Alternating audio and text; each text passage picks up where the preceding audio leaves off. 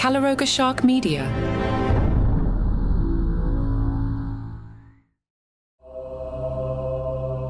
Hello and welcome to Ghost. This episode is titled, 4 Calling Birds, the Whistleblowers' Silence.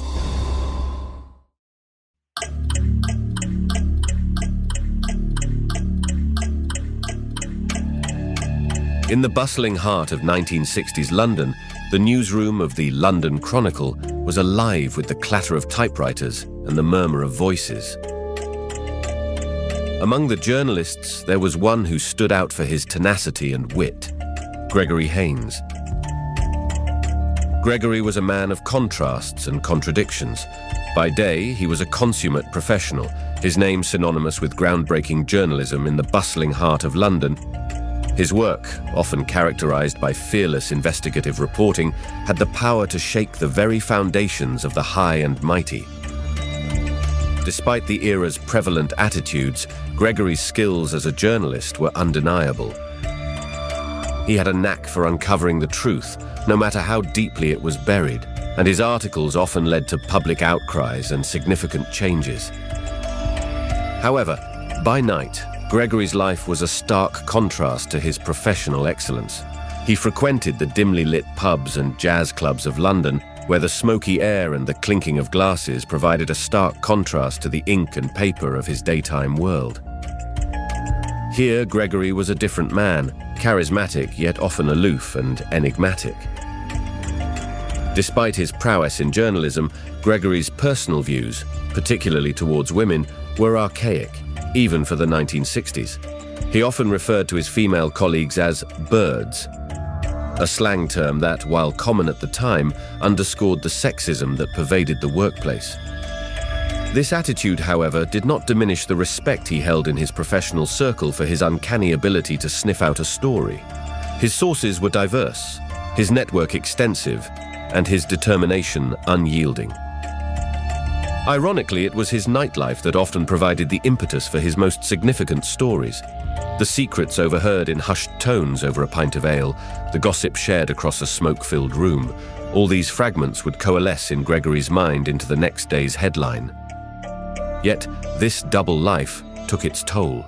The late nights, the constant search for the next big scoop, and the weight of the stories he uncovered left Gregory a haunted man, both in life and, as it would turn out, in death.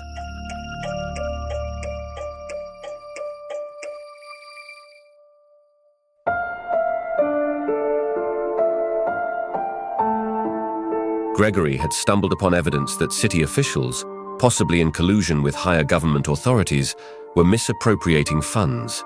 These funds, generously allocated for public Christmas events and charity drives, were being siphoned off for personal gain. The revelations were shocking. Money meant to bring holiday cheer to the city streets and aid to the less fortunate was lining the pockets of the corrupt. Gregory's articles painted a grim picture of the situation, subpar Christmas decorations adorning the streets and charity drives falling short, failing to reach the needy for whom they were intended. The deeper Gregory delved into the scandal, the more dangerous his pursuit became. He unearthed a network of deceit that involved kickbacks, bribes, and fraudulent contracts.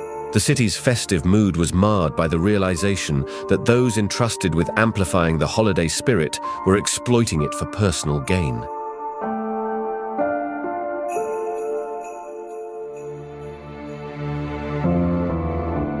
Gregory's relentless investigation brought to light the impact of this corruption, the dimmed lights of London's Christmas celebration, and the disappointed faces of children and families deprived of the joy and assistance they deserved.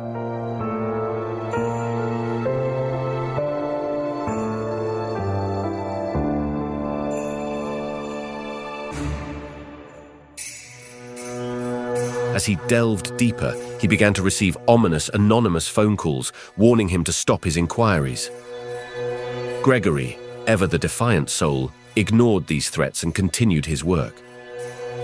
The phone calls, recorded on his reel-to-reel tape recorder, became his only clue to the danger he was courting. As Christmas approached, the festive lights of London did little to dispel the growing darkness surrounding Gregory. His co-workers were wrapping up for the evening. They were heading to the Christmas party and encouraged him to come. He said he just wanted to finish one more thing, then he would come. That cold December night, the unspeakable happened. Down at the pub, Gregory's co-workers began to belt out classic Christmas carols, their voices filling the pub with festive cheer. The journalists from the London Chronicle couldn't resist joining in. The first song was Deck the Halls, its lively melody and familiar fa-la-la chorus inviting more voices to join. Laughter and singing mingled, creating a joyful noise that seemed to momentarily lift the weight of their daily responsibilities. Next came O Come, All Ye Faithful, a carol that resonated with the solemnity and reverence of the season. The journalists sang heartily, their voices rising and falling in unison with the timeless tune. As the night progressed, the group launched into a spirited rendition of Jingle Bells, a stark contrast to the more solemn carols. The pub erupted with the sounds of laughter and clinking glasses as patrons joined in the chorus. Someone noticed Gregory had never joined them and went upstairs to peel him away from his work. Gregory was found dead in his office, the phone off the hook beside him, an eerie silence filling the room. His death was ruled an accident, but those who knew him suspected foul play.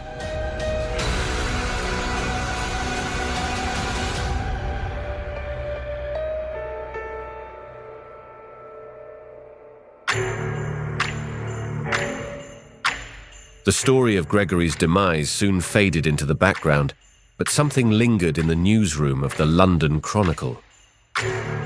Workers began to report strange occurrences, papers rustling without a breeze, typewriters clacking in the dead of night, and the faint sound of a man's voice on the phone, whispering secrets that never reached the living.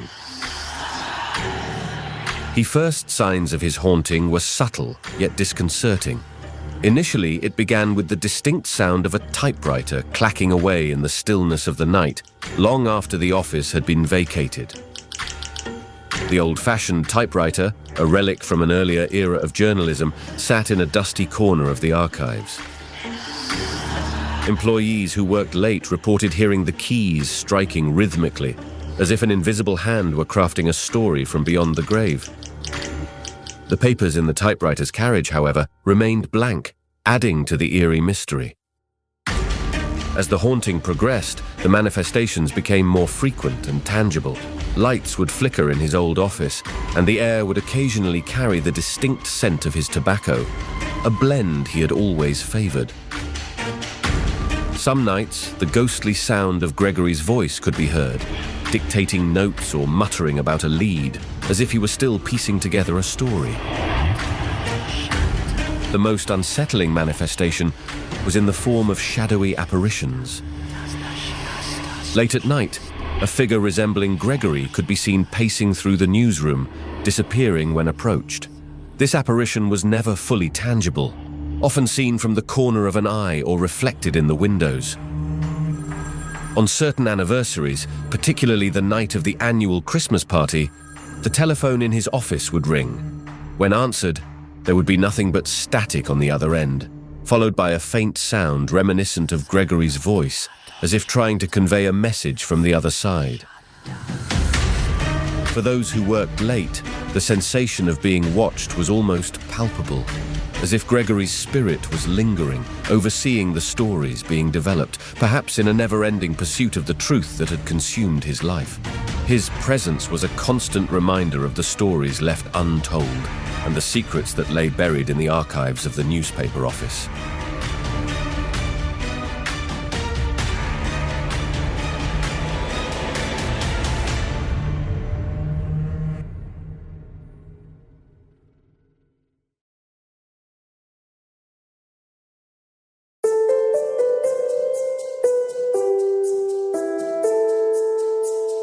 One journalist, often dismissively referred to as a bird by Gregory Haynes, was in fact the unsung heroes of the newsroom.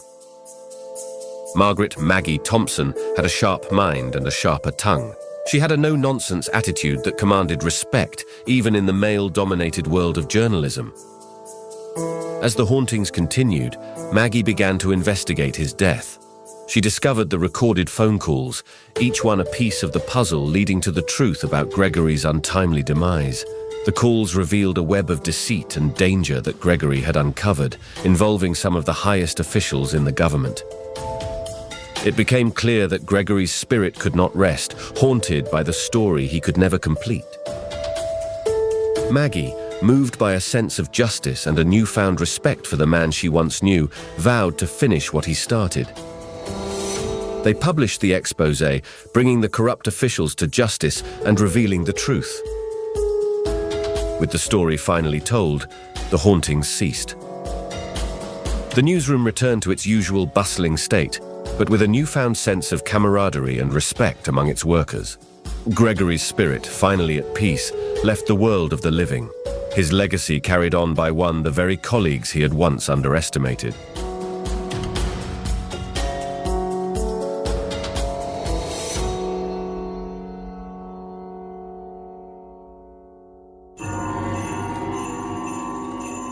In the shadowed, venerable halls of the Home Office, a place steeped in the governance and secrets of the nation, an eerie phenomenon persists. Each December, as the echoes of the day's bustle fade into silence, a solitary phone rings in an abandoned wing of the building.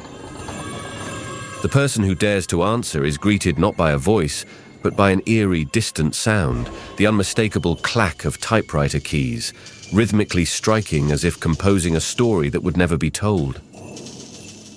The sound seems to echo from another time, a ghostly reminder of a truth that had once shaken the very foundations of power. No one can trace the calls.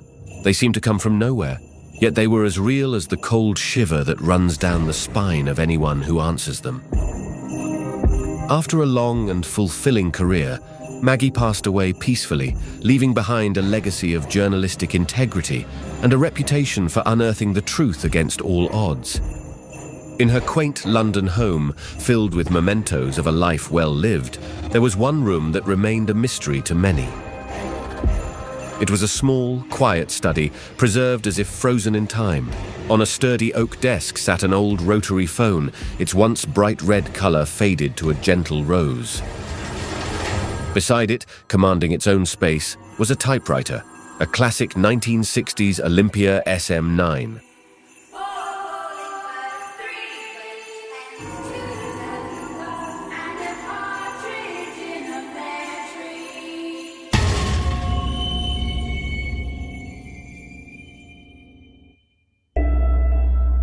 Ghost is a Calaroga Shark Media production, written and hosted by Alexander Ian McIntyre, produced by Mark Francis, executive producers Mark Francis and John McDermott.